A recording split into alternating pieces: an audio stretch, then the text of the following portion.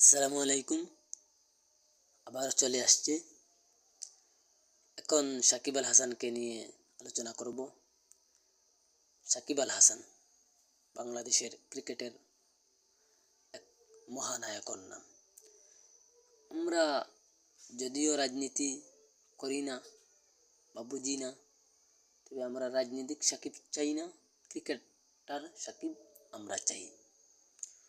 ওনাকে দেশে নিয়ে আসে, ওনাকে ক্রিকেট খেলার জন্য এনসিও দেওয়া হোক এবং ওনার শাস্তি ক্রিকেট খেলাটা দেওয়া হোক, কেননা উনি বিশ্বের সেরা অলরাউন্ডার। সেটা আমরা বাংলাদেশ গর্বিত ওনার মতো একজন প্লেয়ার পেয়ে।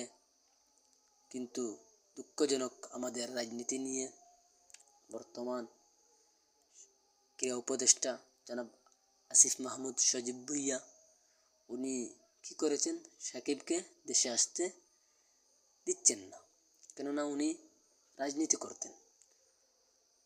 আমি বলি ভাই, রাজনীতি শেষ। রাজনীতি দিয়ে আমি কি করব? আমার দেশ বিভিন্ন দেশে গিয়ে খেলবে, জিততে হবে। জিততে হলে সাকিবকেই আমাদের দলে নিতে হবে।